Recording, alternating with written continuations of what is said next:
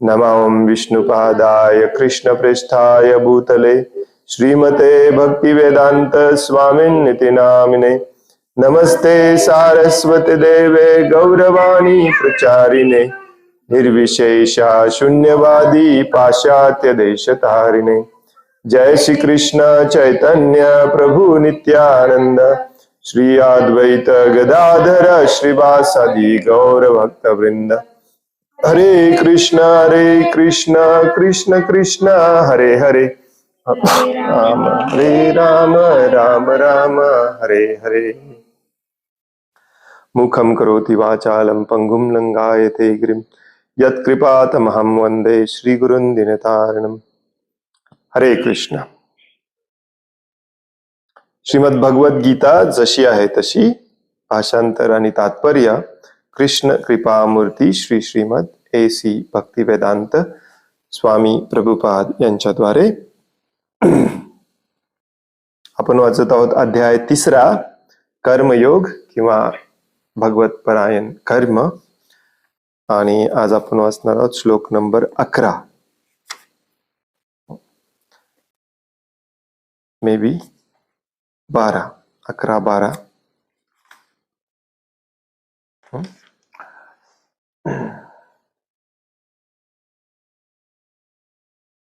श्लोक नंबर 11।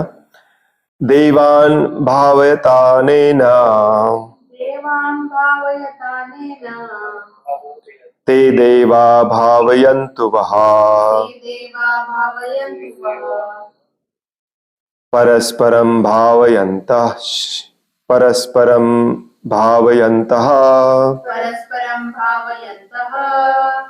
श्रेयः वाप्स्यथ।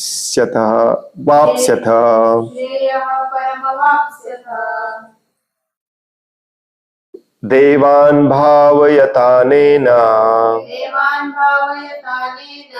ते देवा भावयन्तु वः परस्परं भावयन्तः श्रेयः परमवाप्स्यथ। देवान् भावयतानेन ते देवा भावयन्तु वः परस्परं भावयन्तः श्रेयः परमवाप्स्यथ। देवान् देवता भावयता संतुष्ट झाल्यावर अनेन या यज्ञाद्वारे ते देवाः देवता भावयन्तु संतुष्ट करतील वह तुम्हाला परस्परांना भावयन्तः एकमेकांना संतुष्ट केल्यावर श्रेयः वरदान किंवा कल्याण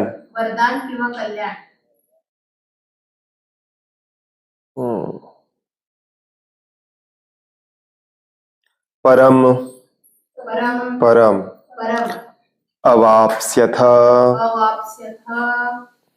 तुम्ही प्राप्त कराल।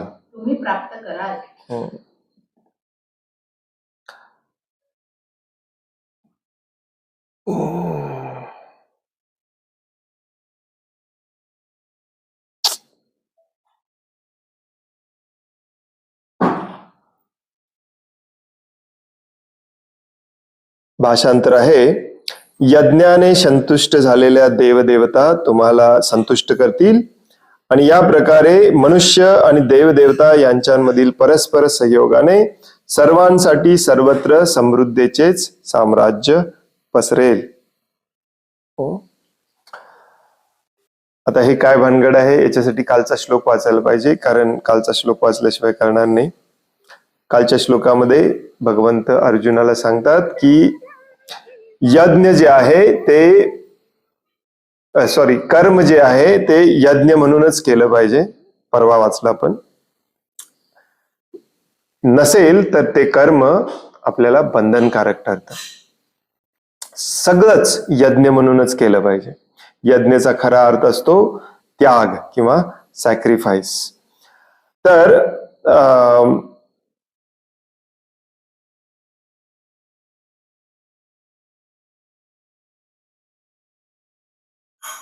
भगवंत समजावून सांगतात की अगदी सृष्टीच्या सुरुवातीला प्रजापती देखील श्री विष्णूंप्रित्यर्थच यज्ञ केला आणि मनुष्य आणि देवतांना देखील त्यांनी यज्ञ समजावून सांगितला आणि मनुष्य आणि देवतांना पण सांगितलं की तुम्ही यज्ञ करा.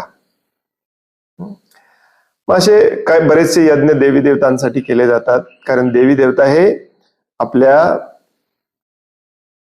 सगळ्या जीवनावश्यक वस्तू पुरवण्याचं काम देवी देवता करतात. या सृष्टीचं मॅनेजमेंट देवी देवतांकडे असतं. आणि मग त्याचंच कंटिन्युएशन आपण आज वाचतोय. त्याच्यामध्ये सांगतात भगवंत अर्जुनाला की यज्ञाने संतुष्ट झालेल्या देवी देवता तुम्हाला संतुष्ट करतील, तुम्ही यज्ञ केला तर. आणि अशा प्रकारे मनुष्य आणि देवदेवता यांच्यामधल्या परस्पर सहयोगाने सर्वांसाठी सर्वत्र समृद्धीचेच साम्राज्य पसरेल.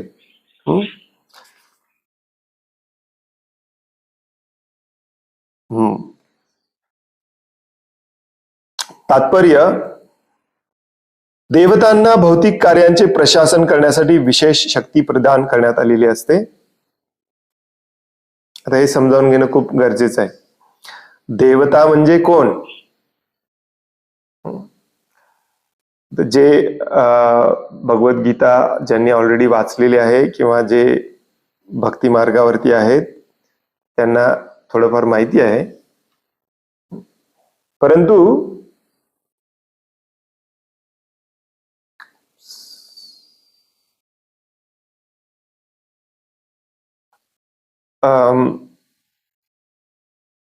जनरली भारतामध्ये आणि जनरली हिंदू धर्मामध्ये लोकांची अशी कल्पना आहे की सगळे देवी देवता सेमच आहेत, किंवा एक देवी किंवा एक देवता जो आपल्याला आवडतो किंवा आपल्या वडिलोपार्जित ज्याची पूजा आपल्या घरामध्ये केली जाते तोच भगवान आहे, किंवा तीच देवी सर्व सर्व सर्वे सर्व आहे किंवा भगवान आहे. आणि मग आपण दुसऱ्या कोणाला मानत नाही किंवा काय करतोय आपल्याला पण कळत नाही. त्यामुळे थोडस हे बऱ्याच जणांना हे माहिती नाही की ऍक्च्युली जेव्हा सृष्टी निर्माण करण्यात येते, सृष्टी म्हणजे ही भौतिक प्रकृती, काल आपण थोडीफार चर्चा केली, ही भौतिक प्रकृतीची निर्मितीच का केली? कारण आपल्यासारखे जीव जे स्वार्थी मत्सरी होते, पापी होते, अशांना त्यांची इच्छा पूर्ण करून आणि त्यांना दंड देण्यासाठी एक तुरुंगा समान हे भौतिक जग निर्माण केलेलं आहे. भगवत धामामध्ये सगळेच प्रेमाने आनंदी राहतात. तिथे कुठल्याही प्रकारचा क्लेश नाही, कुठल्याही प्रकारचा स्वार्थ नाही. तिथे फक्त सगळे एकमेकांची सेवा करण्यामध्ये मस्तपणे प्रेमामध्ये रंगलेले असतात, रस आनंद घेत असतात. जो कोणी स्वार्थी वागतो, तिथले डिस्टर्बन्स तयार करतो, त्याला या जगात पाठवलं जातं. मग ही जगाची जेव्हा निर्मिती केली जाते, या भौतिक जगाची, इथे सगळ्या गोष्टींची व्यवस्था करावी लागते. आध्यात्मिक जगामध्ये कुठल्याही गोष्टीची व्यवस्था करावी लागत नाही. तिथे भगवंतांच्या ब्रह्मज्योतीच्या पॉवरने सगळं काही चालू असतं. या जगामध्ये मात्र तुमच्या पालन पोषणाची व्यवस्था करावी लागते. अन्न, वायू, जल, हे सगळ्याची व्यवस्था करावी लागते. प्रकाश. मग हे सगळे डिपार्टमेंट सांभाळायला भगवंतांचे जे सेवक असतात त्यांना देवी देवता म्हटलं जातं. आणि मग सृष्टीच्या निर्मितीच्या वेळेला हे शास्त्रामध्ये दिलेलं आहे. तुमच्यापैकी काही जणांना ही देवी किंवा हे देवता आवडत असेल तर वाईट वाटून घेऊ नका, कारण हेच सत्य आहे. हे आपल्या सगळ्या शास्त्रामध्ये दिलेलं आहे. शिवजींपासून ब्रह्माजींपासून सगळ्या देवी देवतांना या सृष्टीच्या निर्मितीनंतर निर्माण केलं जातं. शिवजींचं एक परम स्वरूप आहे ते इथं नसतं या भौतिक जगामध्ये. या भौतिक जगामध्ये जे शिवजींचे जे स्वरूप असतं ते मात्र निर्माण केलेलंच असतं. ब्रह्माजी निर्माण करतात. सगळ्यात पहिल्यांदा ब्रह्माजींना निर्माण करण्यात येतं आणि मग ब्रह्माजी सगळ्या देवी देवतांना निर्माण करतात. भागवतम मध्ये देखील हे खूप डिटेलमध्ये दिलेलं आहे. ब्रह्माजींच्या कानातून हे देवी आले, नाकातून हे देवता आले. शिवजी कुठून आले? ब्रह्माजींच्या तिसऱ्या डोळ्यातून. असं त्यामुळे हे देवी देवता देखील हे आमच्या तुमच्यासारखे जीवच असतात, हे लक्षात घ्या पहिल्यांदा. विचित्र वाटतं आपल्याला ऐकायला, हो की नाही? येस. तुम्ही देखील होऊ शकता. तुम्ही देखील इंद्र होऊ शकता, चंद्र होऊ शकता, सूर्य होऊ शकता. हे पोझिशन आहेत, हे देवी देवतांची नावं नाही आहेत.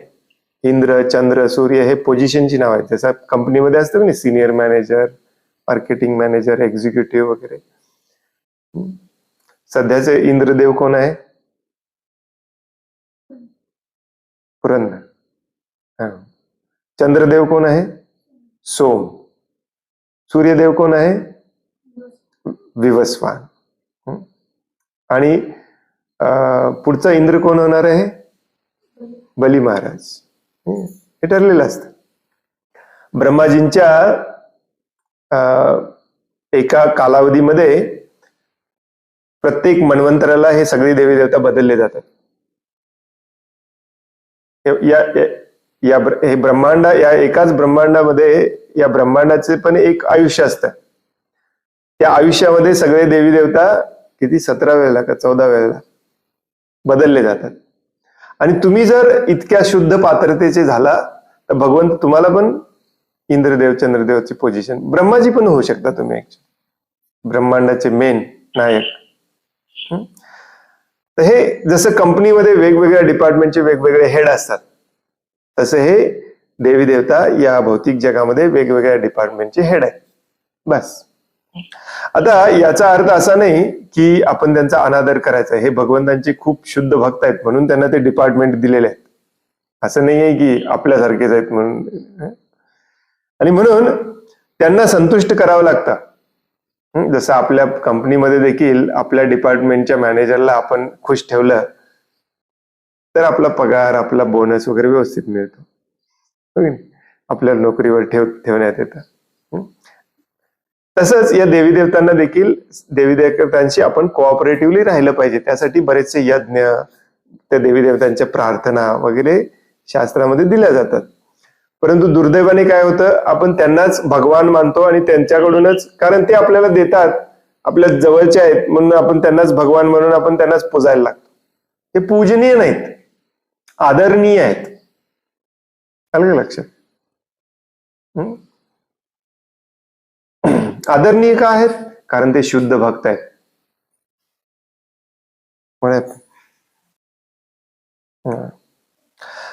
तर हे बऱ्याच जणांना, आपल्या हिंदू धर्मातल्या बऱ्याच लोकांना हे माहितीच नसतं. ही भानगड काय आहे, सृष्टीची निर्मिती कशी करण्यात आली. बऱ्याच जणांना हे पण माहिती नसतं की स्वर्ग लोक देखील या भौतिक जगातच आहे, या ब्रह्मांडात आहे. स्वर्ग लोकाच्या पण पलीकडे अजून स्वर्गापेक्षाही चांगले लोक आहेत, हे पण आपल्याला माहिती नाही. जनलोक, तपलोक, महरलोक, काय काय मला एक्झॅक्टली आता माहिती नाही. ब्रह्मलोक, जिथे ब्रह्माजी राहतात, तो सगळ्यात टॉपमोस्ट असतो. भरपूर आयुष्य असतं तिथे, भरपूर सुखसोयी असतात. परंतु या भौतिक जगातच असतं हे सगळं, आणि ते एक दिवस नष्ट होतं. आणि या कुठेही तुम्ही जन्म घेतला, स्वर्गात जन्म घ्या किंवा ब्रह्मलोकात जन्म घ्या, तुम्ही ब्रह्माजी व्हा, इंद्र व्हा, जन्म मृत्यू सगळ्यांना आहे. हे भगवद्गीतेच पुढे भगवंत सांगणार आहेत. आ ब्रह्मभुवन आलोक. तर हे पहिलं वाक्य प्रभुपाद इथे सांगतात, देवतांना भौतिक कार्याचे प्रशासन करण्यासाठी विशेष शक्ती प्रदान करण्यात आलेली असते आणि तेवढी तेवढी शक्ती दिलेली असते त्यांना. ते डिपार्टमेंट त्यांना सांभाळायचं आहे. इंद्रदेवांचं डिपार्टमेंट काय आहे? पर्जन्य, पाऊस पाडणे. प्रत्येक जीवाच्या शरीर आणि आत्म्याच्या पोषणासाठी आवश्यक वायू, प्रकाश, पाणी आणि इतर सर्व वस्तूंचा पुरवठा करण्याचे कार्य देवतांकडे सोपवण्यात आलेले असते. पुरुषोत्तम श्री भगवान यांच्या शरीराच्या विविध भागामध्ये असणाऱ्या या देवीदेवता म्हणजे असंख्य सहाय्यकच आहेत.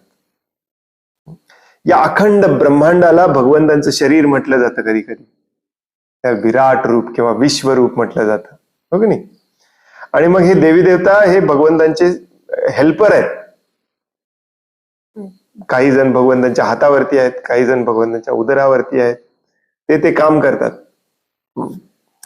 वायू, प्रकाश, पाणी हे सगळ्याचा पुरवठा करणे हे आपण निर्माण करू शकत नाही. हे आपण फक्त मॅनिप्युलेट करू शकतो आपल्या सायन्सने. निर्माण भगवंतच करतात, पुरवठा देवी देवता करतात. त्यांची संतुष्टी किंवा असंतुष्टी मनुष्यांनी केलेल्या यज्ञावर अवलंबून असते. काही यज्ञ विशिष्ट देवतांना संतुष्ट करण्यासाठीच असतात, परंतु असे असले तरी सर्व यज्ञामध्ये भगवान श्री विष्णू यांनाच प्रमुख अधिष्ठाता म्हणून पूजले जाते. भगवद्गीतेमध्ये देखील सांगण्यात आले आहे की श्रीकृष्ण हे स्वतः सर्व प्रकारच्या यज्ञाचे भोक्ता आहेत. भोक्ताराम यज्ञ सपसाम. म्हणून शेवटी यज्ञपतीला संतुष्ट करणे हाच सर्व यज्ञांचा मुख्य हेतू आहे. ज्यावेळी असे यज्ञ योग्य रीतीने केले जातात तेव्हा स्वाभाविकपणेच पुरवठा करणाऱ्या विविध विभागाचे अधिकारी असणाऱ्या देवी देवता संतुष्ट होतात आणि त्यामुळे नैसर्गिक पदार्थांच्या पुरवठामध्ये तुटवडा पडत नाही. साहजिकच आहे, जसं की तुमच्या कंपनीमध्ये तुमच्या डिपार्टमेंटचा जो मॅनेजर आहे तो खुश असला तर तुम्ही खुश. परंतु ही चुकीची कल्पना असते आपली की त्यालाच फक्त खुश केलं पाहिजे. नाही, ऍक्च्युली तो कधी खुश असणार? कंपनीचा मालक खुश असला तर. कंपनीचे प्रॉडक्ट विकले गेले व्यवस्थित, कंपनीचा फायदा होत असेल तेव्हा तो खुश असणार. त्याला एकट्याला खुश करून काही उपयोगाचं नाही. तसं आपण काय करतोय आजकाल, देवी देवतांची पूजा करतोय आणि देवी देवतांनाच खुश करतोय. कुलदेवी आहे, आपली कुलदेवता आहे वगैरे. पण तो ऍक्च्युली भगवान श्रीकृष्ण जे सगळे यांच्यावर कंट्रोलर आहेत, परम ईश्वर म्हटलं जातं त्यांना, परमेश्वर. आणि या सगळ्यांना देवी देवतांना ईश्वर म्हटलं जातं. ते भगवंत संतुष्ट झाले तरच हे देवी देवता संतुष्ट होणार आहेत, तरच ते तुम्हाला संतुष्ट करणार आहेत. त्यामुळे काही यज्ञ या देवी देवतांना संतुष्ट करण्यासाठी सांगितलेले आहेत शास्त्रामध्ये, परंतु ते यज्ञ करताना देखील पहिल्यांदा नारायणांचंच नाव घेतलं जातं. काही जण आपल्यापैकी बघा कट्टर गणेश भक्त असतात, गणेशजींची पूजाच करतात, बाकी कुठल्या देवाला मानत नाहीत. गणेशजींनाच सर्वे सर्व मानतात. पण तू मज्जा बघा, गणेशजींची पूजा करताना कधी बघितलंय तुम्ही? प्रभुपाद सांगायचे, पण मी लहानपणी एवढं कधी लक्ष दिलं नाही. प्रभुपादांच्या सानिध्यात आल्यानंतर मग मी जेव्हा भारतात आलो तेव्हा गणेश चतुर्थीच्या वेळेला वगैरे गणेश मंडळामध्ये वगैरे पूजा चालू असते ना, तेव्हा मी स्वतः जाऊन बघितला. ते सुरुवातच याच्याने करतात, ओम वासुदेवाय नमः, ओम केशवाय नमः, ओम नारायणाय नमः. मग गणेशजींची पूजा असते. बघितलंय तुम्ही कधी? आणि ते सगळं घालीनं वंदन काय काय ते घाणी लोटांगण वगैरे वगैरे ते पण सगळं म्हणतात. आणि शेवटी परत हे पण म्हणतात, हरे राम राम राम हरे हरे, हरे कृष्ण हरे. पहिल्यांदा हरे राम म्हणतात, नंतर हरे कृष्ण म्हणतात. डझंट मॅटर, काही फरक पडत नाही. परंतु हे शास्त्रामध्ये हेच दिलेलं आहे. पण तरीही आपण गणेशजींचीच पूजा का करतो? कारण माणसाला सवय असते, त्याची इंद्रिय तृप्ती कुठे संतुष्ट होते त्याची तो पूजा करतो. उद्या तुम्हाला कळालं ना की तुमचे आमदार खासदार तुमची सगळी इंद्रिय तृप्ती पुरवतात, तुम्ही देवी देवतांची पण पूजा सोडता, तुम्ही त्या आमदाराची पूजा करायला लागता. आणि बरेच लोक करतात पण तसं. मला पगार माझ्या फॅक्टरीच्या मालकाकडून मिळतो, मी देवी देवतांची कशाला पूजा करू? कारण त्या पैशावरती माझी सगळी इंद्रिय तृप्ती चालते. त्यामुळे जनरली लोक आपल्या जवळचा माणूस जो आपली इच्छा पूर्ण करतो त्याची पूजा करतात. म्हणून बरेचसे लोक गणेशजींची पूजा करतात, मग शिवजींची पूजा करतात, काही लोक सूर्यदेवाची पूजा करतात, काही लोक ब्रह्माजींची पूजा करतात, काही लोक दुर्गा देवी, ही देवी ते देवी, असे देवी देवतांची पूजा करतात. आणि म्हणून बघा, बऱ्याचशा गावांमध्ये तुम्ही गेलात तर तुम्हाला आढळेल की अशा देवी देवतांची पूजा करतात की त्यांचं नाव पण कुठे शास्त्रात नाहीये.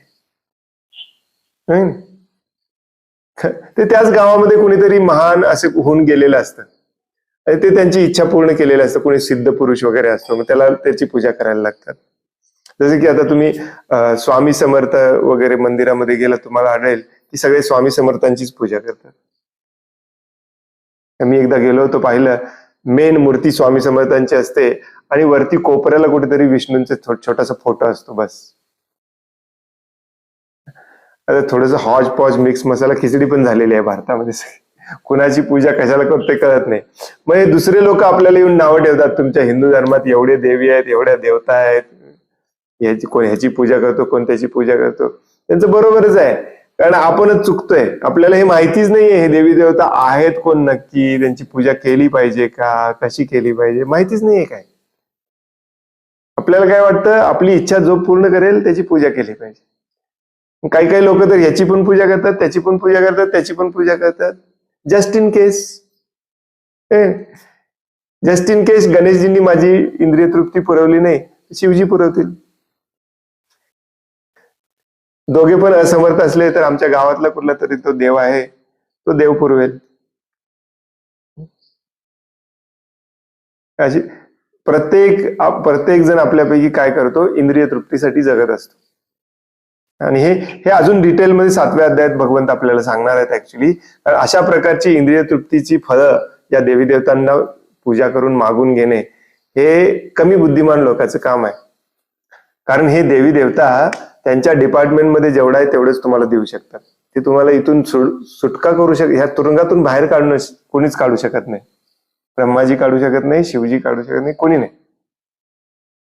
ते याची चर्चा आपण 7व्या अध्यायामध्येच करूया. आता फक्त हे स्ट्रक्चर समजावून सांगतायत प्रभुपाद आपल्याला. आणि मग यांना संतुष्ट करण्यासाठी काही यज्ञ वगैरे सांगितलेत शास्त्रामध्ये.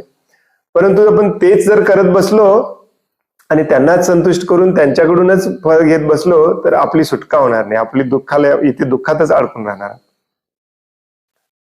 आणि खऱ्या अर्थाने तो यज्ञ ऍक्च्युली भगवंतांसाठीच असतो, विष्णूंसाठीच असतो, श्रीकृष्णांसाठीच असतो. हे पण भगवंत पुढे 7व्या अध्यायात सांगणार आहे. प्रभुपाद इथे थोडस आपल्याला पूर्वकल्पना देतात. 5व्या अध्यायामध्ये 29व्या श्लोकामध्ये भगवंत स्वतः म्हणतात, भोक्ताराम यज्ञ तपसाम. सगळ्या यज्ञ आणि तपस्यांचा भोक्ता मी आहे. भोक्ता म्हणजे काय, भोग घेणारा, आनंद घेणारा मी आहे, बाकी कोणी नाही. देवी देवता तर नाहीच आहेत, तुम्ही पण नाही. बऱ्याच जण आपल्याला वाटतं की नाही सगळ्याचा उपभोग घेणारा मीच आहे. माझी जमीन, माझी गाडी, माझी बायको, सगळ्याचा भोग मीच घेतला पाहिजे. तुमच्या भोगासाठी काहीही नाहीये. हे जाणणे म्हणजे भगवंतांचं भक्त होणे. प्रभुपाद तिथे म्हणतात, श्रीकृष्ण हे स्वतः सर्व प्रकारच्या यज्ञाचे भोक्ता आहेत. भोक्ताराम यज्ञ तपसाम. म्हणून शेवटी यज्ञपतीला संतुष्ट करणे हाच सर्व यज्ञांचा मुख्य हेतू आहे. ज्यावेळी असे यज्ञ योग्य रीतीने केले जातात तेव्हा स्वाभाविकपणेच पुरवठा करणाऱ्या विविध विभागाचे अधिकारी असणाऱ्या देवी देवता संतुष्ट होतात आणि त्यामुळे नैसर्गिक पदार्थांचा पुरवठामध्ये तुटवडा पडत नाही. कंपनीच्या मालक जर खुश असेल, कंपनी प्रॉफिटमध्ये असेल, तर तुमच्या डिपार्टमेंटला मॅनेजर आहे तो पण खुश असणार, तो तुम्हाला पण खुश करणार. कंपनीचा मालक तुम्हाला कधी येऊन बोनस देत नाही, हो की नाही. तुमच्या डिपार्टमेंटच्या मॅनेजरला सांगतो, तुझ्या डिपार्टमेंटल्या लोकांना तू बोनस दे. आपल्याला असं वाटतं की हाच मालक आहे, तो मालक नाही. आणि त्याला संतुष्ट करून पण चालणार नाही. कंपनी संतुष्ट झाली पाहिजे, प्रॉफिटमध्ये असली पाहिजे, मगच सगळं व्यवस्थित चालणार, हो की नाही. सगळे तुमचे अन्न पाणी हवा सगळं देवी देवता तुम्हाला व्यवस्थित देणार. यज्ञ कर्मापासून अनेक अनुषंगिक लाभ होतात. यज्ञ अंततः भौतिक बंधनातून मुक्त होण्यास कारणीभूत ठरतात. वेदांमध्ये सांगितल्याप्रमाणे यज्ञ कर्मामुळे आपली सर्व कार्य शुद्ध होतात. तर इथे हे का सांगितलेलं आहे की आपलं कर्म जे आहे, काम जे आपण करतो ते यज्ञ म्हणून केलं पाहिजे. मग अशा रीतीने आपण देवी देवतांना पण संतुष्ट करू शकतो. या जीवनात, या शरीरात असताना देखील आपण निरोगी, व्यवस्थित कमी दुःखात राहू शकतो आणि दुसऱ्या जन्मामध्ये आपण शरीर सोडून देऊन मुक्त होऊ शकतो.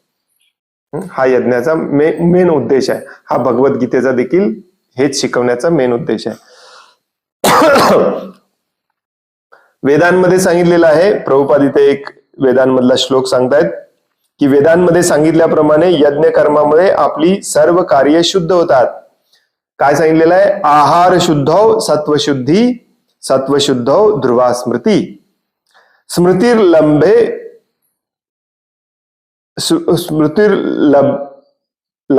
लंभे सर्व ग्रंथीनाम विप्रमोक्ष.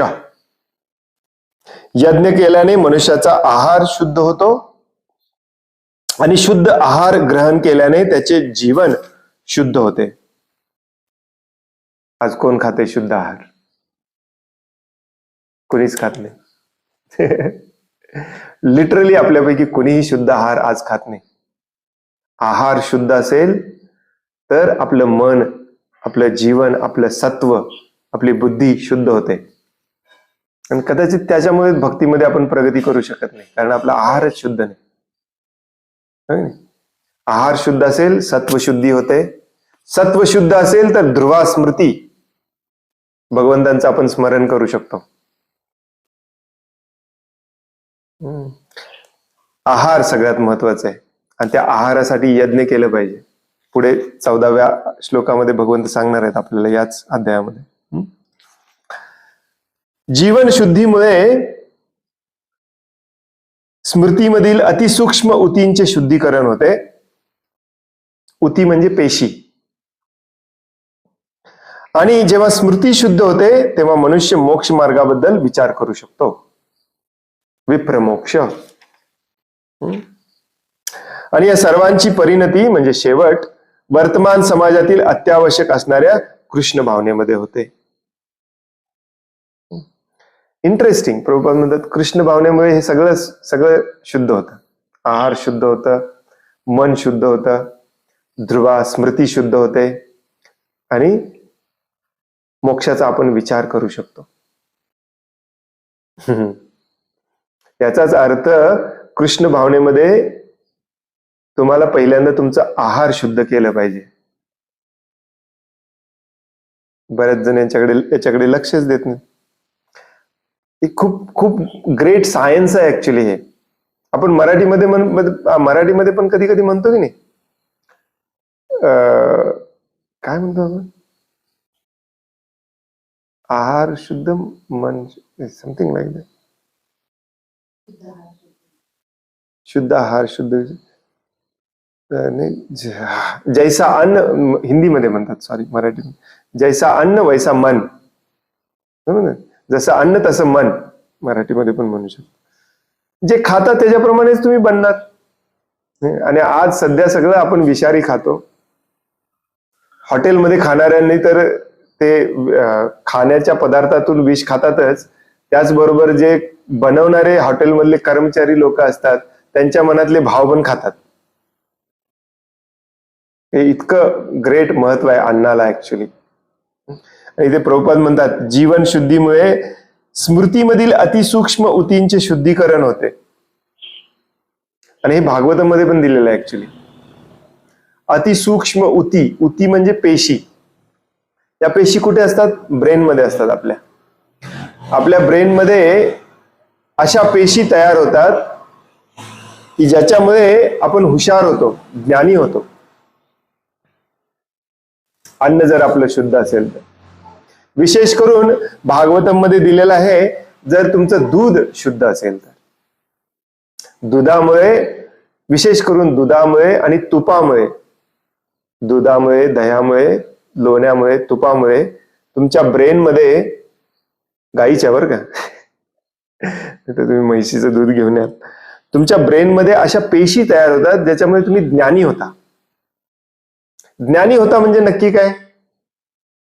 तुम्ही गुगलचे सीईओ होता किंवा मायक्रोसॉफ्टचे सीईओ होता, भरपूर पैसे कमवता, याला ज्ञानी म्हणायचं नाही.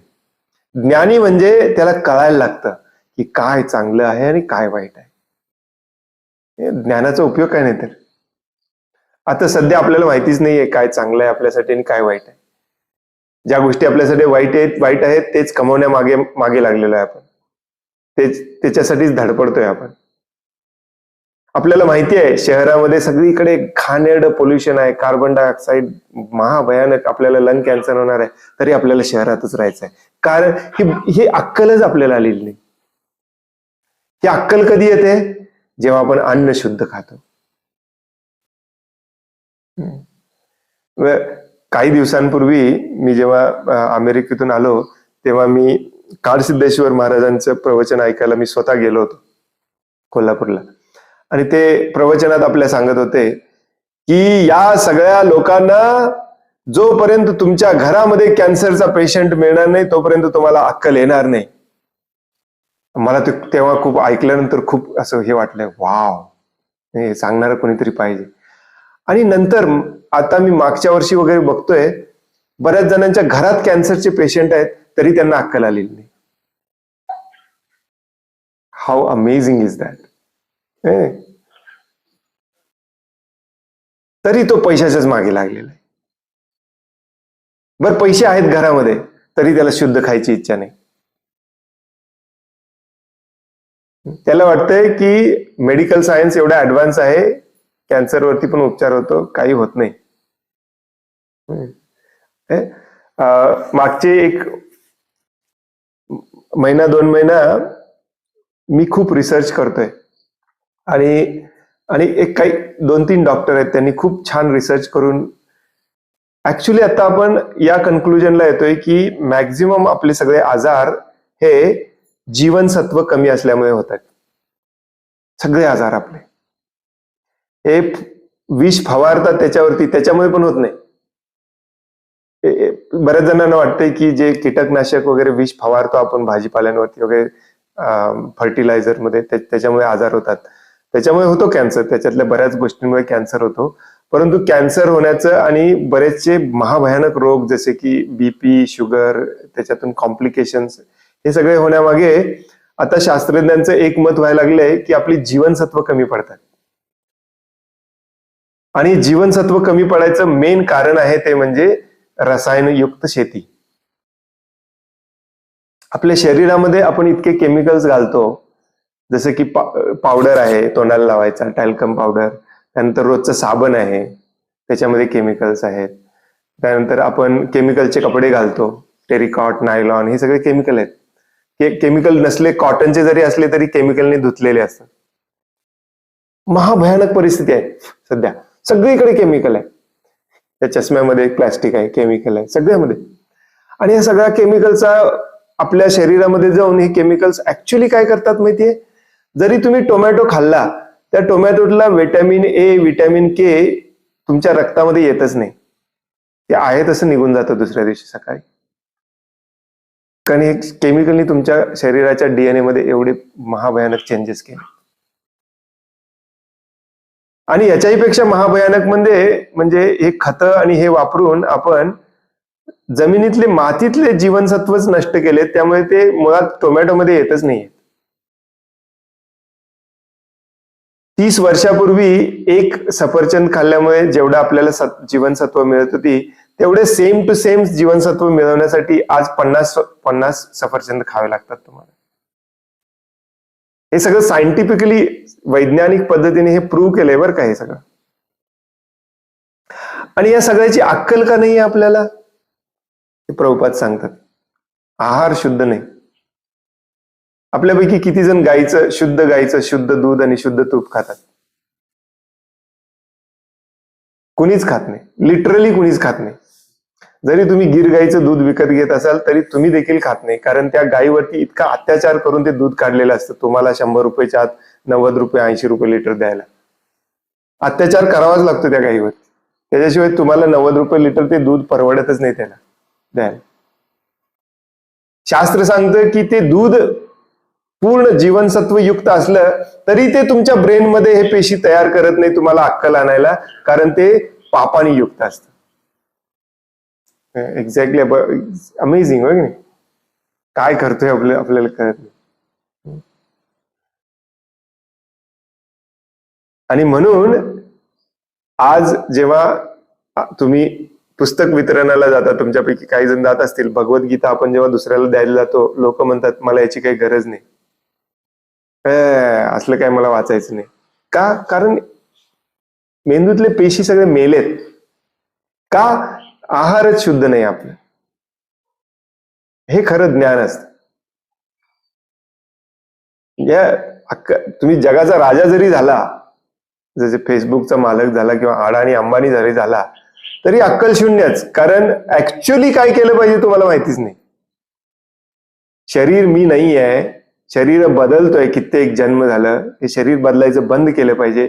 ही अक्कल तर तेव्हाच येते जेव्हा तुमचा आहार आणि दूध आणि सगळं एकदम शुद्ध होतं, शुद्ध असतं. आणि कदाचित त्यामुळेच आपले भक्त लोक देखील भक्तीत येऊन देखील अजून स्वार्थीच आहेत, अजून इंद्रिय तृप्तीमध्येच आहेत, कारण आपला आहारच शुद्ध नाही. प्रभुपाद शेवटी म्हणतात की या सगळ्यावरती एकच उपाय आहे, ते म्हणजे कृष्ण भावना. आणि सगळ्यांना वाटतं म्हणजेच रोज बसून जप करणे आणि पाप कर्म करणे आणि खाणे, जे पापी आहे ते सगळं खाणे. नाही, शास्त्रामध्येच लिहिलेलं आहे, प्रभुपादांनी सांगितलेलं 1000 वेळेला, तुमचं अन्न तुम्ही स्वतः पिकवलं पाहिजे. आहार शुद्ध असेल, तुमचं मन शुद्ध राहणार, सत्व शुद्धी होणार. सत्व शुद्ध झालं तरी स्मृती शुद्ध होणार. स्मृती शुद्ध झाली तरच तुम्हाला भगवंतांचं स्मरण होणार. Very important. हे प्रभुपादांची पुस्तकं वाचल्यानंतर ज्या दिवशी आम्हाला हे समजलं, आम्हाला हे ज्या दिवशी आम्हाला कळालं, त्या दिवशी आम्ही निर्णय घेतला शेती करायचा. नाहीतर मला पण तेव्हा त्याच्या आधी माहितीच नव्हतं ऍक्च्युली हे करायला लागतं. आपल्यापैकी बऱ्याच जणांनी माहितीच नाही. प्रभुपादांचे महान उपकार आहेत आपल्यावरती ऍक्च्युली. तर हे पुढच्या श्लोकाचा खूप मोठा तात्पर्य आहे, त्यामुळे तो उद्याच घेतला पाहिजे. तर हे थोडस भगवंत अर्जुनाला समजावून सांगतायत की देवी देवता तुम्हाला अन्न, पाणी, वायू, ऑक्सिजन, प्रकाश, सूर्य नसेल तर आपण काही करू शकत नाही. आपण भले कितीही लाईट ट्यूब आणि वीज याचा शोध लावू, सूर्य नसेल तर तुम्ही अन्न खाऊ शकत नाही. पुढे भगवंत सांगणार आहेत हे सगळं 9व्या 10व्या अध्यायामध्ये. चंद्र नसेल तर तुम्ही अन्न खाऊ शकत नाही. आपल्या सायंटिस्ट लोकांना फक्त एवढंच माहिती आहे, सूर्य नसेल तर अन्न खाऊ शकत नाही. फोटोसिंथेसिस कोण करणार? बघ नाही, हिरवी पानं फोटोसिंथेसिस करतात, मग ती वाढतात, मग फळं येतात, मग ते आपण खातो. पण ऍक्च्युली भगवद्गीतेत सांगितलंय की ही हिरवी पानं तिला हिरवी ठेवण्यासाठी, तुमचा सीताफळ, सफरचंद, संत्री याच्यामध्ये रसरशीतपणा ठेवण्यासाठी चंद्र पण कारणीभूत असतो.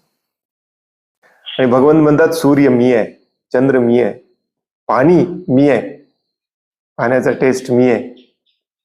भगवंतांशिवाय आपण काहीच करू शकत नाही. तर देवी देवतांसाठी यज्ञ केलं पाहिजे, ब्रह्माजींसाठी यज्ञ केलं पाहिजे, हे सगळं बरोबर आहे. परंतु शास्त्रामध्ये दिलेले हे जे सगळे यज्ञ आहेत ते शिकायचे म्हटले तरी आपल्याकडे वेळ नाही आता सध्या कलियुगामध्ये. मग काय केलं पाहिजे? या सगळ्यांचा जो मालक आहे विष्णू भगवान श्रीकृष्ण, त्यांच्या संतुष्टीसाठी यज्ञ केलं पाहिजे. आता हे ते यज्ञ देखील आपण करू शकत नाही. पूर्वी शौनक ऋषी वगैरे किंवा 10व्या स्कंदामध्ये देखील एक स्टोरी येते जिथे सगळे ब्राह्मण मिळून विष्णूच्या संतुष्टीसाठी मोठा यज्ञ करत असतात. तुम्ही वाचा ते, तुम्हाला लक्षात येईल. एक यज्ञ 1000 वर्ष करायला लागतो कंटिन्युअसली तिथे बसून. एवढे पुरोहित लागतात. कोण करणार? पण तरीही भगवंत आपल्यावरती दया करतात आणि म्हणतात यज्ञ म्हणजेच तुझं कर्म आहे, तू कर्म कर. परंतु कर्म कसं कर? माझ्या संतुष्टीसाठी कर. स्वतःसाठी केलास तर तुला पुन्हा बांधून ठेवणार. हे या अध्यायाचं कर्मयोगाचं तात्पर्य आहे. तेच समजावून सांगतात. मग तू जर माझ्यासाठी यज्ञ म्हणून कर्म केला, मी संतुष्ट झालो तर देवी देवता संतुष्ट होतात. देवी देवता संतुष्ट झाले तर देवी देवता तुला वेळच्या वेळी पाऊस पुरवायचं, वेळच्या वेळी शुद्ध हवा, पाणी पुरवायचं सगळं काम करतात. हे गणित आहे.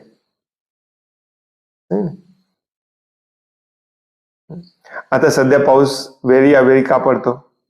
मागच्या आठवड्यात पाऊस पडला, आमच्या इथले सगळे शेतकरी रडत होते. कापूस पिकवणारे शेतकरी, द्राक्षे पिकवणारे शेतकरी. त्या शेतकऱ्यांच्या आजोबांना विचारा, तुमच्या काळामध्ये कधी असा वेळोवेळी पाऊस पडत होता का? ते तुम्हाला सांगतील खूपच क्वचित. त्याच्याही पूर्वी आपण गेलो, असं लिहिलेलं आहे रामायणामध्ये, प्रभू रामचंद्रांच्या काळामध्ये पाऊस फक्त आणि फक्त शेतावर पडायचा, नद्या नाले भरण्यासाठी फक्त पडायचा, आणि फक्त रात्री पाऊस पडायचा. कधी पावसाचा कोणाला कधी त्रास झाला नाही. का? सगळे भगवंतांचे शुद्ध भक्त होते. आपण आता सगळे पापी झालेलो आहे. जेवढं पापाचं प्रमाण वाढणार तेवढं हे सगळं बिघडणार. देवी देवतांचं हे काम आहे तुम्हाला वायू, अग्नी, पाऊस, पाणी सगळं देणे, प्रकाश वगैरे देणे. परंतु देवी देवतांचं हे पण काम आहे की भगवंतांनी सांगितलं हे सगळे पापी आहेत, यांना प्रकाश देऊ नका. देवी देवता देत नाहीत. हे सगळे पापी आहेत, इथे पाऊस पाडू नका. इंद्रदेव म्हणतात ठीक आहे, तिकडे पाऊस पाडायचं नाही, इथे भरपूर पाडा, इथे पूर आणा. हे पण सगळे पापी आहेत. म्हणून आता हे सगळं चालू आहे सध्या. कुठे पण पूर येतो. दुबईत पूर आला परवा. तर भगवद्गीतेचा हा अर्थ आहे. भगवद्गीता हे समजावून घेण्यासाठी. तुम्ही माना न माना, हे युनिव्हर्सल गणित आहे. जेवढे पाप करणार तेवढे तुम्हाला दंड मिळणार. हे दंड द्यायचं पण काम देवी देवता करतात. त्यालाच म्हटलं जातं आधी दैविक क्लेश, हो की नाही? तर हे कर्माचं गणित थोडक्यात या अध्यायामध्ये थोडं थोडं भगवंत आपल्याला समजावून सांगतायत. फॉर एक्झाम्पल, पुढचा श्लोक जो आपण उद्या वाचणार आहोत तो फक्त श्लोक वाचतो म्हणजे तुमच्या लक्षात येईल. म्हणजे आपलं आजचं डिस्कशन कम्प्लीट होत आहे.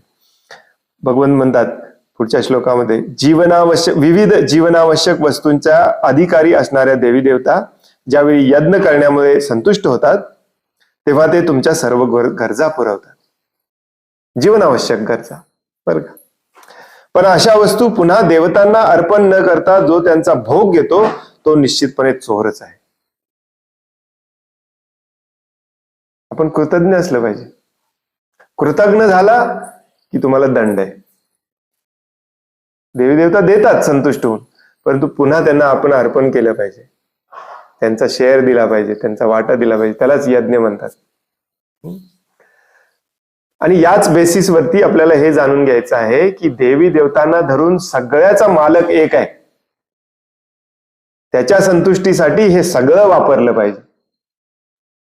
तुमचं शरीर, तुमचा पैसा, तुमचं सगळं.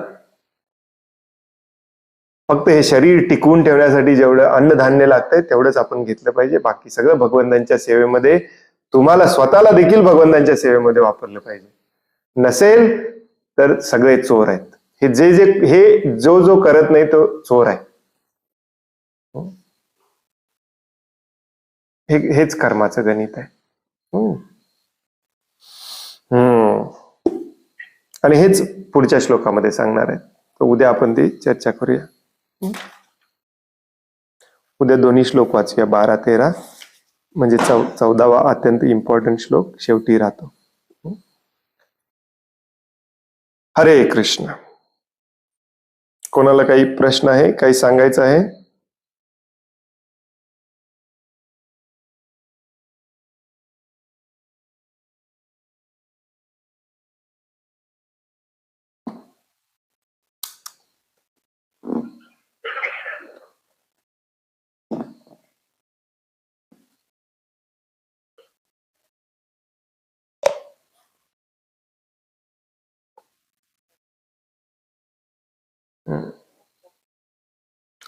खूप खूप धन्यवाद. उद्याचे आणि परवाचे श्लोक खूप महत्वाचे आहेत बरं का. खूप खूप धन्यवाद. वांछा कल्पतरोभयश्च कृपा सिंधुभ्य एव च पतितानां पावनेभ्यो वैष्णवेभ्यो नमो नमः. अनंत कोटि वैष्णव वृंद की जय. वैष्णव ठाकुर शिल प्रभुपाद की जय. ग्रंथ भगवद्गीता जशी आहे तशी की जय. हरे कृष्ण, धन्यवाद. हरे कृष्ण प्रभू. हरे कृष्ण, धन्यवाद.